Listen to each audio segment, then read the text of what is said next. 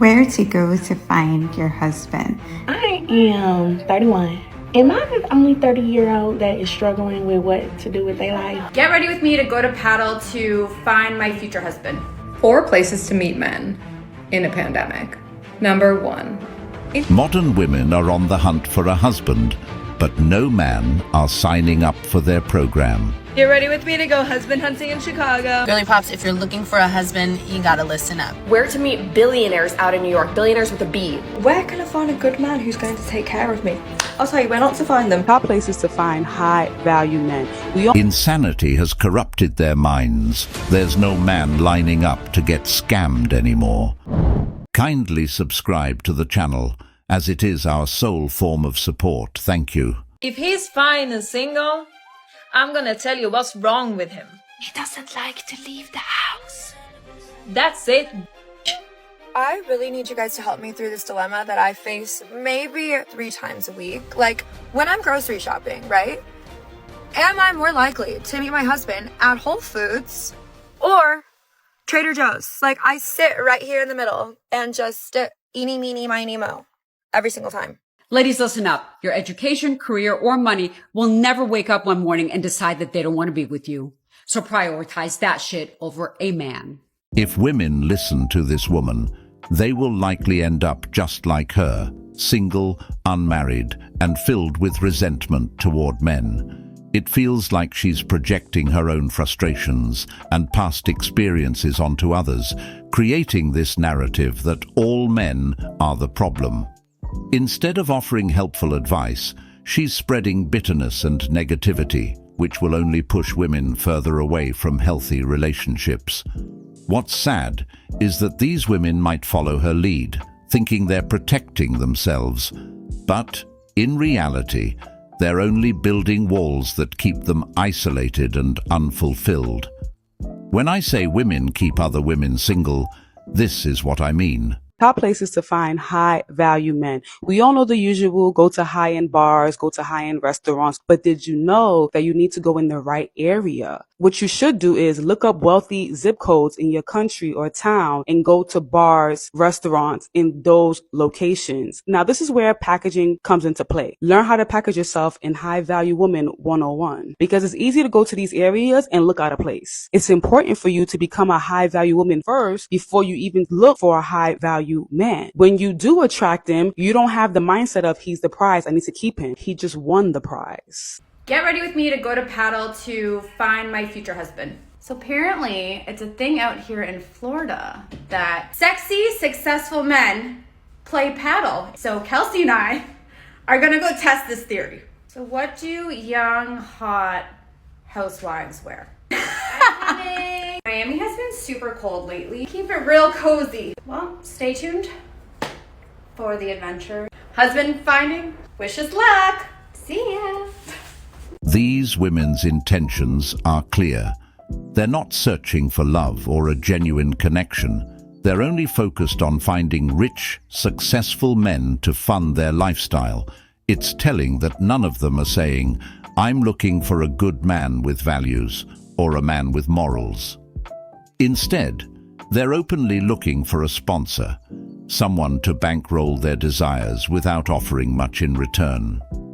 It's a transactional mindset, where love and partnership take a back seat to material gain. What's even more concerning is that they don't seem to realize, or care, that this approach reduces relationships to nothing more than a business deal. It's a shame. This sick mindset will only spread further. Ladies of New York, I found the next place where you're going to meet your husband. Especially like Jewish or Italian. It's right there. And it's Sarge's Deli. I literally have never seen this place so packed before with hot Jewish and Italian men. So if you want to find your husband, that's the place. Hi, my name's Eve. I'm 35 years old. I'm 5'10", and I'm looking for a husband. Catch that. So I cannot pay anyone to find me a husband, but why is this actually a genius idea? The way that she actually just spoke about exactly what she wants. She knows what she wants. So clear. It was so clear. That's obviously how you manifest. To be clear, this is a woman who's willing to pay $5 grand just to get a husband, and that alone speaks volumes. And this other woman is thinking of doing the same. What does it tell you when other older women are considering doing the same when they've hit the wall? Well, it tells you they've missed their window of opportunity. After years of putting off commitment or prioritizing other things, they now find themselves in a position where they have to pay for something that used to come naturally. Just imagine when 2030 comes, 45% are already projected to be single by that time. It's only gonna get worse. Whenever I ask like other people in Denver, like, oh, where did you like meet your husband? Like where did you find him? And they always say another state. I'm like, yeah, I know. Hi. Okay, I've decided I think the only option here, I'm single, I'm 28, the dating game, what is it? I don't even understand it. Yeah, it's not going well. So, I think the only option here is mistletoe. I think I have to carry around this mistletoe. It's from Trader Joe's. Shout out Trader Joe's. It's real. Real mistletoe. This stuff is real stuff, okay? Not that fake stuff. It's real. That means it will work, okay? I'm going to carry this around. Dingle, dingle, schniggle, whatever. And men will kiss me. And I will just see who's the better kisser maybe. And maybe I'll find my husband that way. Because I honestly don't have another option. And this is seeming pretty good. I'll let you know how it goes. Or like if you know any single men, I'm right here. Happy holidays. Bye. This just screams desperation. The idea that this woman is actually considering walking around with mistletoe, expecting men to kiss her, is beyond absurd. It's almost laughable, but at the same time, it highlights how out of touch she is with reality. The sad part is, she's setting herself up for serious disappointment because, let's be real, men aren't going to fall for that gimmick. In fact, most men will go out of their way to avoid her, not just because it's awkward, but because they understand the risks. Especially now that men are being called creeps for approaching women. But no man wants to jeopardize his reputation, or worse, end up facing jail time. I feel like men, they're not honest at times, but they're pretty honest when they say like, hey, I don't want a relationship. That means that they don't want a relationship with you. Yeah. As women, we do this thing where it's like when they tell us like, oh, I don't want a relationship, something about that, we're like, oh, it's a challenge. Yes. Yeah. It's a challenge. Yes. And no, they do want a relationship. No, they just want to hang out with you. Yeah. My mind is blown right now because I just saw this TikTok where the dude says, it's funny how women don't want to go 50-50 while dating, but they want to go 50-50 when they get divorced. My mind is fucking... Okay, bye. To be honest, they don't even want 50-50 when they divorce. They really want 100%. My ex even kept dishes and cookware I inherited from my grandma, then gave them to her second husband in their divorce. I got my truck and clothes. She got a car, ATV, motorcycle, and everything in the house. What percentage is that? Additionally, the system incentivizes divorce. The wife gets the children, the house, child support, alimony, etc. My advice to all men, don't get married. It's just a piece of paper. That's actually a fact, but the percentages definitely vary for men. Most marriages, when they end, can leave men in a place of complete devastation. Many men are left having to rebuild themselves from the ground up, emotionally, financially, and mentally. The system doesn't seem to care how much they've lost. They're often left with little, while their ex-wives walk away with a significant portion of what they never even helped earn. These women feel entitled to money and assets that they didn't contribute to building, simply because of the marriage, and that sense of entitlement is glaring. It's as if they believe they deserve everything just for being there, ignoring the fact that the man had to work hard to achieve what he has. Instead of a fair division, it's like a reward for time served, which leaves men drained, frustrated, and often questioning whether marriage was even worth it in the first place. They're expected to keep paying even after the marriage is over, all while trying to pick up the pieces of their own lives. For many men, the financial and emotional toll of divorce isn't just temporary. It can take years, even decades, to fully recover, if they ever do. Okay, first place, an art gallery opening or art galleries. Wealthy men and women love to invest in art and go to art galleries and art shows. So that's going to be a place where you're going to meet people that have money to spend, money to invest, etc., etc. Okay, and I'm talking about expensive pieces. So look for your local art galleries and some of the openings and try to attend. Dress classy, and of course, Men wouldn't be so bothered if they weren't threatened. Oh, that's the narrative we're going to go with this time, is it? Like, bro, did I hit a nerve? Wouldn't be such a strong reaction if you were unbothered. Let's see how this logic plays out. Why are you so quick to defend your point of view? Like, bro, why do you feel so strongly about this? Oh, so now if someone defends their point of view and feels strongly about something, that means that someone hit a nerve? Really? If you really felt in control, you wouldn't be spiraling out. I wonder if they're referring to one specific person or just men in general. Think about how much energy men spend trying to suppress and oppress women. I'm really getting tired of this narrative because women are absolutely not oppressed in the United States. But go on. Energy that they could be spending doing other things. And it's funny because men are so afraid of women's rage. And no, they're not. And that's why they try so hard to keep us down. Because they know we've all been burned at the stake. They wonder why we can just feel things. A woman's intuition, right? It's so mysterious. Like, bro, we can read your minds and it terrifies you. No, now we're just making stuff up. I see. If you really felt so powerful, you wouldn't be scrambling. You wouldn't be reverting to really low-level bullying tactics. Oh, like this video?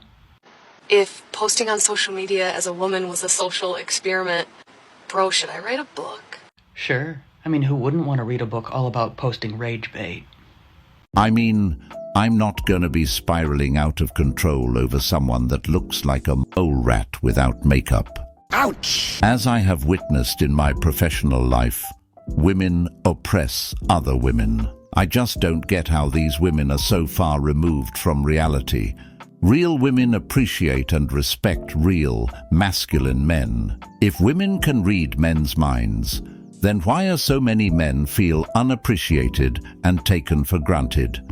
If women truly had this power, less men would suffer from their silent depression that they never speak about. Where to go to find your husband? Now, the first thing you need to ask yourself is, what kind of husband do you really want? And take some time to really think about this, because you might find a man who's very successful, but just remember, he's going to be busy. So are you the kind of woman that you can like occupy yourself and the kids, etc.? Now, these men are usually in, I would say, airport lounges and on the golf course. Those are two places you're definitely going to find really successful men. Now, you might want a guy who's more of like a family guy, someone that's going to help you with the kids, help you around the house, yada, yada, yada. These type of guys, you'll more find at like sporting events, maybe at like the dog park, maybe at like your local sports bar. You know what I mean? Before these modern women go husband hunting, they really need to reevaluate themselves.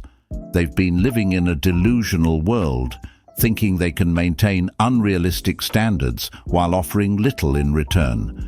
At some point, they're going to have to snap back to reality, because the type of men they're chasing, high-value, successful men, won't tolerate their inflated expectations or entitled attitudes.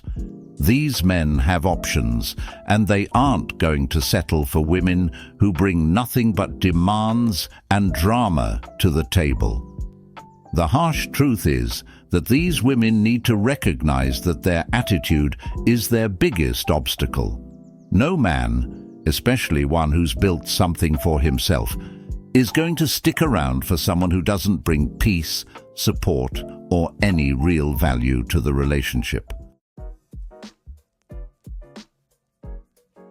Yo no soy envidia, ser tu bizcochito. Pero tengo todo lo que tiene delito.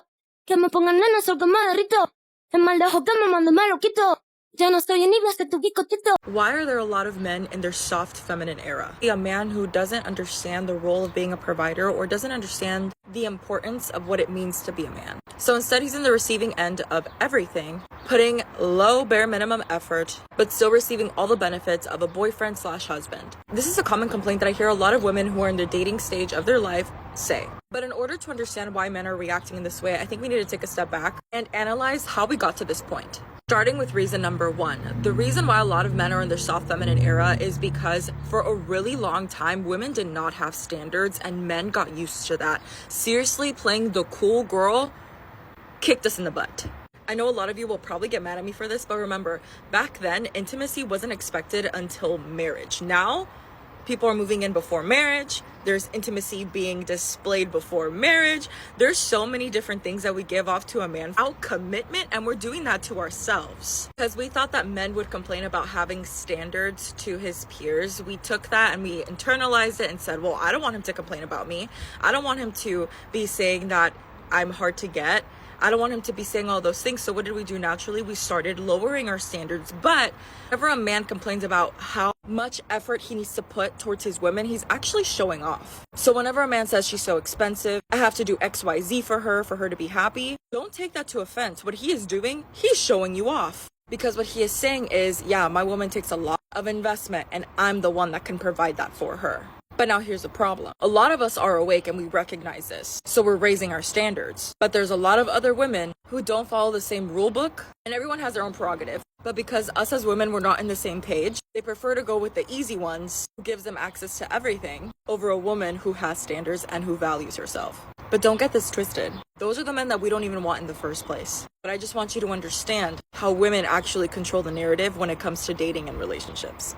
As always, ladies, be wise. Men are definitely not in their soft girl era. They're in their soft guy era. They've simply woken up to the game and refuse to be used anymore. In fact, men have woken up so much that they understand that being a provider is a scam with little reciprocation in return. They've seen how relationships can become one-sided, where they're expected to shoulder the burden of providing while receiving little in return. This awakening has led many men to reevaluate what they want and need from a relationship, and they're realizing that being the sole provider often feels like a scam. They're recognizing that the traditional expectations placed on them come with a heavy price tag, financially, emotionally, and mentally. The more they see the lack of reciprocity, the more they understand that they deserve partners who value them beyond their wallets. Instead of blindly following societal norms that dictate they should just give and give, men are starting to set boundaries and seek out relationships where there's a balance of give and take. This shift is empowering for men. They're no longer willing to sacrifice their own needs and happiness for someone who doesn't appreciate their efforts.